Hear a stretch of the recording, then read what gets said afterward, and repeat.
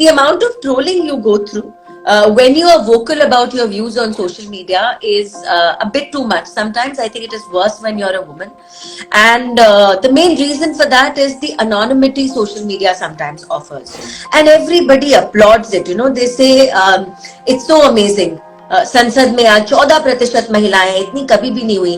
I never feel like applauding at that number because I think it's a dismal number. It's a terrible number. It's very easy to be an activist. आप धरने पे बैठ गए हो, आप सड़क पे हो, आप शोर मचा रहे हो, आप मीडिया में आ रहे हो. But what's the end result of that if you're not doing some amount of advocacy to bring about real change? How do you juggle, the hectic life, law, politics, with family life? What gives? Where do all the women go? If they've gone to college, if they've graduated, if you look at the percentage of graduates in India, more than 50% are girls. But where do they go when it comes to the workforce?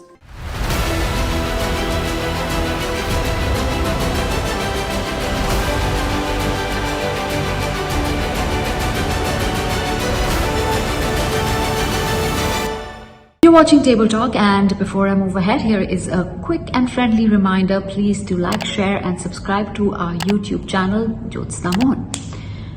Well, in the last elections, in the last general elections, there were equal number of male and female voters. And yet, women representation in Parliament, from the Indian representation in Parliament, continues to be amongst the lowest globally. What can be done to rectify the situation? What can be done to bring women back into the workforce, those women who have fallen through during COVID? Well, joining me today is Charu Pragya. She is part of the BJP's National Media. She's a panelist and she's also a lawyer. How did you get into this? If I honestly tell you, I believe in flowing. So I don't really plan a lot. It doesn't seem like that to most people because I usually look very put together and very organized. But I just flow. And politics was never a part of the plan. In fact, when I was younger, I never even read the political pages in a newspaper. Forget about following the news. I was very focused on my profession. I'm a lawyer. And I think what is meant to happen happens. And when it comes to our careers, I think more than us choosing our careers choose us. So that's how it has been with me and politics. I started out with some political cases, small ones here and there. And before I knew it, I was more and more involved. And here I am today. It's been nearly a decade-long journey. I wouldn't have it any other way. I have enjoyed every bit of it. And fingers crossed, a long way to go. For sure. So this decade-long journey, Charu, what is it that has really So I think in recent times, the way politics has become inclusive of everything and everyone is incredible to see. There used to be a time where politicians were labeled to be a certain kind of people in society and it was all very negative. That I have seen changing. I see the space which is being created for professionals, for people from all different walks of life, people with all different ideologies who can come together, even work together on common platforms. And that's amazing because politics needs an image change, not just in our country, but the world over. And politics of today is moving in that direction. So many times, मैं कोई school जाती हूँ या किसी college में जाती हूँ, I meet youngsters who are 16, 17, 18. They are so politically astute. उनकी समझ इतनी ज़्यादा है, उनसे मिलके ऐसा लगता है, उनकी बातें सुन के ऐसा लगता है कि देश हमारा सुरक्षित हाथों में. So that is a big change that I have seen since I joined politics. And another change that I see now is how vocal we are becoming. So all of us will have these causes and issues that we want to work on, talk about. अब बहुत ज्यादा space है and that is also because of social media today. पहले तो ऐसा होता था कितने लोगों को मौका मिलता था ना कि टीवी पे जा पाए. टीवी पे क्या था, दूरदर्शन के 2 चैनल थे. Maybe if you were really important and really high up, somebody would write an article about you in a newspaper or a magazine. But normal mid-tier beginner politicians के लिए कोई platform नहीं था. आज तो सबके लिए platform है and social media has made it possible. And social media, but Charu is also too much. No, I'm the queen of trolls now. That is why my social media usage has really gone down in recent times, Jyotsna, because the amount of trolling you go through when you are vocal about your views on social media is a bit too much. Sometimes I think it is worse when you're a woman. And the main reason for that is the anonymity social media sometimes offers you. So जब आपको लगता है आप अपनी identity छुपाकर किसी को कुछ भी बोल दोगे, आप ऐसा करने लगते हो. So many people end up doing that and they don't realize that their words are hurting the person who's reading it. But we have to learn to have a thicker skin, I think, if we are in public life though. मैंने तो or reduce, as you said ना, social media नहीं हो coverage पाई. मैंने भी कर दिया तो काफी. हर मैंने भी. बार कमेंट्स पढ़कर जब दुख होता था, eventually I've gotten to a point where I share what I must. But you know, as you said, it's still a two-edged sword because there was this joy in sharing, and you would meet more wonderful people than the negative ones. So many amazing people I have met on social media, and then I have gone on to befriend them in real life. And I'm probably missing out on that part now by reducing social media use. That I have to agree. You know, there is, We I think there was, like social even media, yesterday somebody Jyotsna. had commented on the Yeah, post that we did we will. We exactly, and someday we are that. going to connect offline. You know, coffee ke liye, that coffee is pending. But how do you juggle with So your I think work? right now my role in the party is such that it is very organized. I work in the communications department, the media department. We have a roster and I plan my timetable accordingly. From morning till late afternoon, I'm lawyering. And after that, I become a politician. So it's kind of split half and half. But there are so many hats that a woman, anyways, wears every day. So, being a mom, looking after my profession, looking after my hobbies, being a politician. See, even right now, I have this little puppy sitting in my lap and I'm multitasking. Oh Lucy, gosh, say hi to so and say hi to cute. everyone. Oh gosh, if my kids were to see you right now, है ना? my God, Yeah, you'd be yeah, the Lucy favorite person on earth. is Oh very well gosh, liked every and day we have a debate. she's a conversation starter. But यहाँ पर बैठी हुई है ये मेरी गोदी में. So I think I've got to the point where I enjoy और काफी multitasking. I चुप. am so restless that usually even when I'm on a debate, I'm doodling in my diary or writing something. So many times I'm simply drawing these trees and flowers. I have this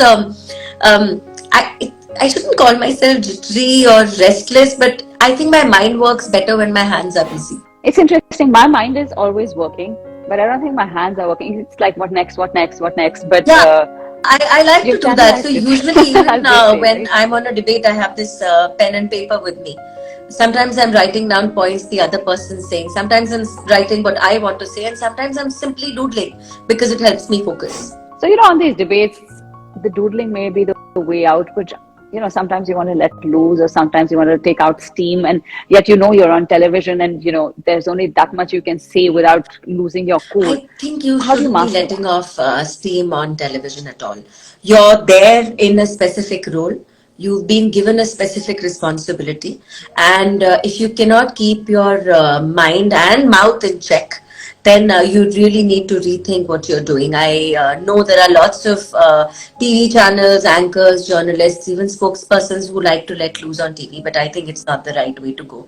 I don't like doing it. I usually ask other people not to do it if I'm on a show with them. Because when I come back home at the end of the day, if I were to watch TV, I don't think I want to look at people screaming at each other. And when I watch TV, I want to get some content out of it, some information out of it. I don't have to agree with everyone and say, oh, what you're saying is right all the time. But at the end of the day, people should have their say. And TV is not the place to let loose and then eventually feel that I could have kept myself in check. In politics, especially, I think it's important to think before you speak. There are so many politicians who end up saying things and then I'm sure they regret them later. Every alternate day, a controversy on TV is because somebody said something they shouldn't have. Don't you agree? Just Just yesterday. yesterday. Look, Just but it yesterday. happens So, way too often. And when you're in public life, and especially when you're so experienced and you know so many people look up to you, listen to you, you should be more mindful of your words and their impact. yeah, but is public life then No, I don't restraining think in so. a I don't sense? think it's restraining at all. See, there is nothing wrong in having an opinion, but your opinion cannot encroach upon other people's comfort. That's what I feel. So there is a way of saying things. You can say the same thing in a more polite way, perhaps. And why not? Why do you always have to take the rude way out? So I think in any argument, there is a politer way of saying things. You can be softer in the kind of language you use and still get the message across. As the saying goes, you raise your argument and not your voice. Well said. Absolutely. So, on that point, I want to bring in the fact that women representation in parliament, that's still lacking. I mean, I think it's less than still 15%. There are people like you, there's Priyanka, Supriya Sul. There's so many of you are doing such wonderful work across party lines. But really, what is it that is needed to inspire more and more women, A, to get into politics, and B, for that big breakthrough for I women who think are already in that politics? breakthrough is coming. It's taking time, but that breakthrough is coming for women who are already in politics. I also think there are a lot of women in politics already. The catch here is that, and I'm going to say this because this is not a political discussion, and I can be very candid. So many times, a political party might want to field a woman from a particular seat, but they will turn around and say, "इसको हमने ticket दे दिया तो जीतेगी नहीं." And a lot of that responsibility falls on us as a society. How many of us are willing to put in our efforts behind a woman, believe in her, help her win? Because even if you look at the number of tickets being given to women versus the number of women who actually win and reach the parliament, the number is very, very small. Unless you're pitched against a woman, of course. So that's one thing. The second thing is 14% is the highest women participation that we've had in the Indian parliament, 14%. And everybody applauds it. They say it's so amazing. संसद में आज 14% महिलाएं इतनी कभी भी नहीं हुई. I never feel like applauding at that number because I think it's a dismal number. It's a terrible number. And if I can be critical about this 14%, then I also have to be critical about the percentage of women in all other fields everywhere else. So I'm a lawyer. There are around 7% women in judiciary in India. 7%. That's half the women we have in parliament. You look at CEOs. There are 4.5% CEOs. That's terrible. 11% board seats go to women. You look at women in tech jobs, 11%. So I have a whole list of this actually, Jyotsna. And when you look at it, you realize that we want our girls to study. We want our girls to go to college. They'll become graduates. They'll have a good education. But what happens to them after that is also equally important. And what happens to them and what we do as a society, which pulls them back even after having a fantastic education. So where do all the women go? If they've gone to college, if they've graduated, if you look at the percentage of graduates in India, more than 50% are girls. But where do they go when it comes to the workforce? And if they are not there in rest of society, we see a reflection of that in parliament. It's only a reflection of who we are as society. You mentioned the workforce, and I was just doing some research, and 90% of the women have fallen off the workforce. Girls have dropped out of school during COVID. And usually, unfortunately, girls bear the burden of being the ones their parents choose to pull back from progress. It's very sad, but especially when you look at rural India, and I come from rural India, there were instances where if there was one smartphone, the family would choose to give it to the boy and not to the girl. And that's a mindset. That's a societal mindset which we are working very hard to change. I'm proud to say some of it is changing, but I think it will take a generational shift. So while we are struggling with it, our daughters will hopefully not struggle with the same. Also one thing, Charu, that you see in politics, especially at the lower level, is that the woman is pushed forward if the man can't stand for elections for some reason or the other, if he's just as a standby option. That doesn't quite count as women representation, right?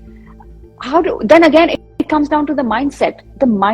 But how do we change something, Jyotsna? Maybe the woman is given a ticket because it's a reserved seat and she's contesting from a reserved seat. But I have seen that maybe one term she's not calling a lot of the shots. Some man in her family could be doing that, maybe.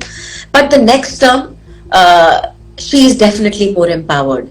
or she has inspired a daughter or a bahu or a friend or a relative somewhere to stand for these elections. You give her 2 terms, she will be raring to go and contest Vidhan Sabha elections. So maybe it is not an instantaneous change, making them contest an election, but when it becomes a repetitive process, it makes a lot of difference. And maybe if we don't change the life of the woman who's contesting today, we are definitely changing the lives of the women around her. And I like to believe in that, because that's how you stay in politics. I think if everything was utopian and perfect and idealistic, what use is there of us to leave other professions, come here, be a part of the political process, of the democratic process? It's only because we want to make things a little bit better.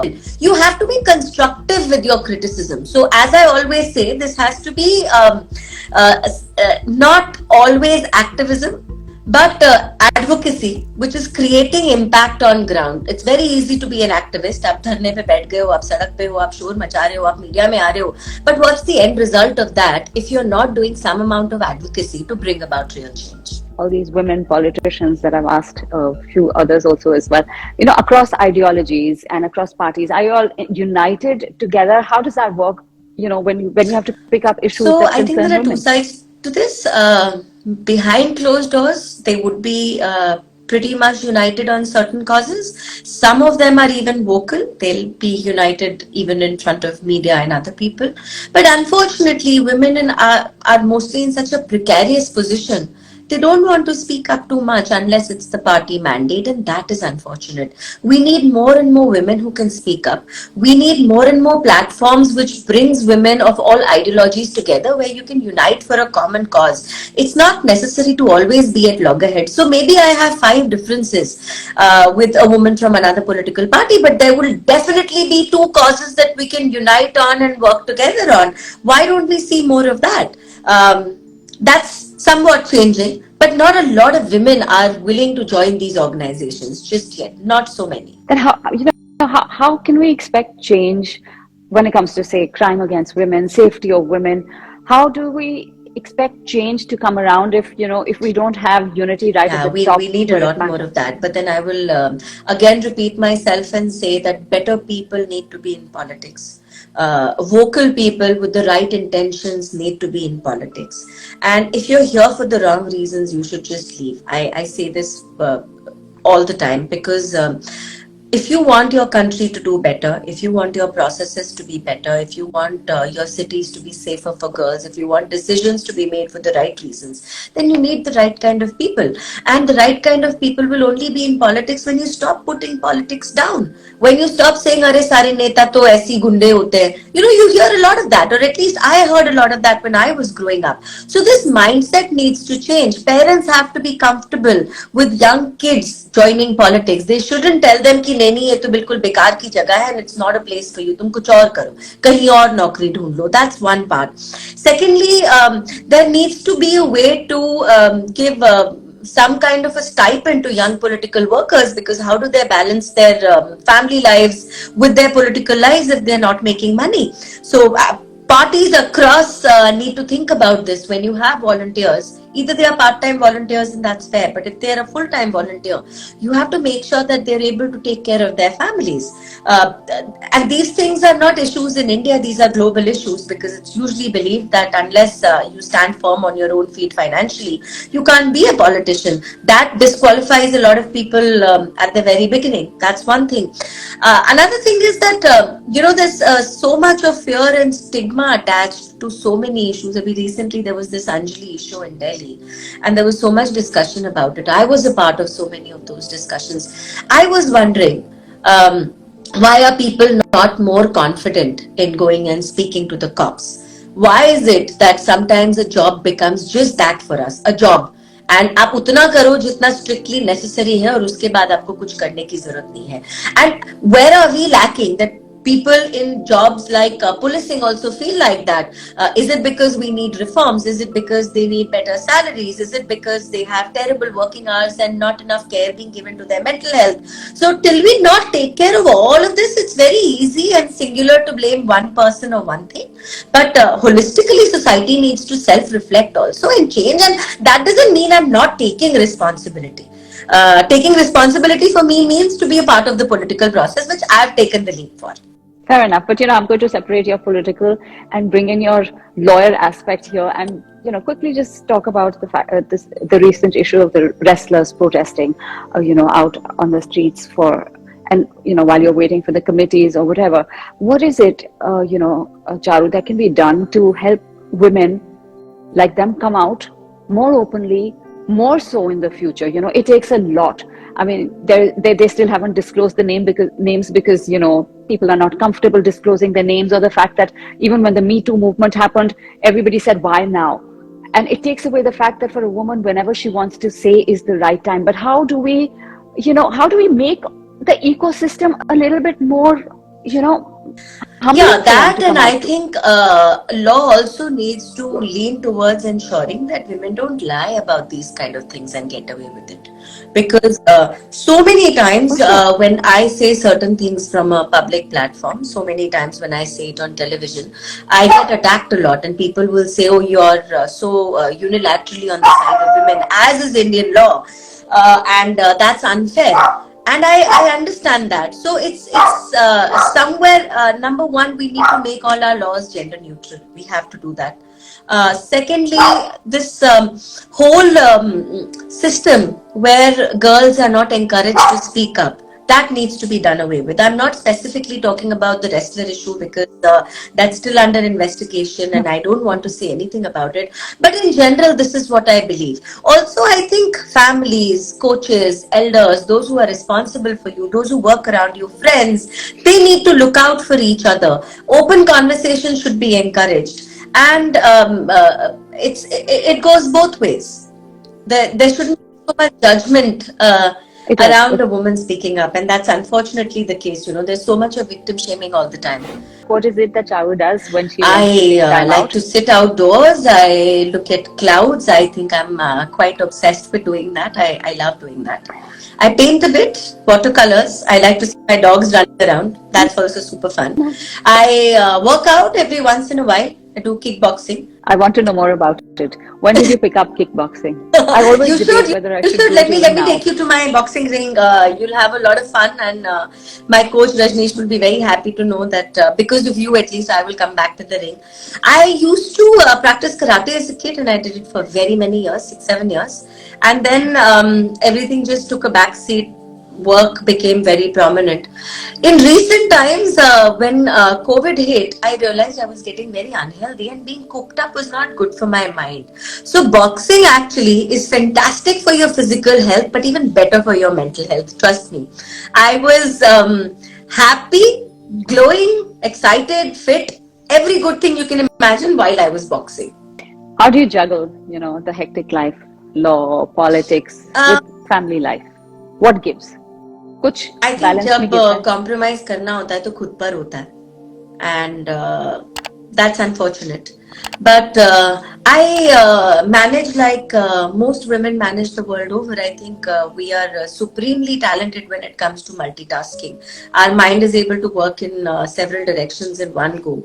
And I think all of us, whatever professions we are in, we need to take time out for two things: a little bit of time for ourselves, away from our family, away from our work, to just rebalance ourselves, find a hobby. Like I said, I like to paint every once in a while, or do a boxing class. And the second thing we must do is volunteer somewhere. It keeps us very grounded. It doesn't always have to be political. I understand it's not everybody's cup of tea, but maybe you can go and teach at a basti somewhere or help some NGO. It goes a really long way. So multitasking becomes easier when you are centered. What is it that you would like to see yourself doing in the Uh, short future? I don't जाते plan, but I want to do आपके better work, more impactful work which makes me feel good about me at the end of the day. And that means that whatever causes are close to my heart right now. I'm studying a lot about food security. I am very passionate about the work India is doing for climate change.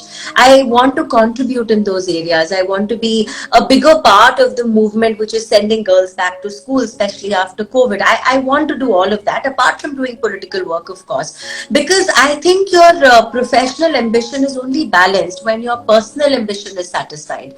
And if you go to work like a machine every day, you will not really achieve much. And apart from that, मैं हमेशा बोलती हूँ मैं पानी हूँ, तो बहना है, उसके बाद अपने आप अपनी मंजिल मिल जाती है. You But so too. good to speak Take with you, care. Charu, finally. Virtual. And Bye. you too. Thank you.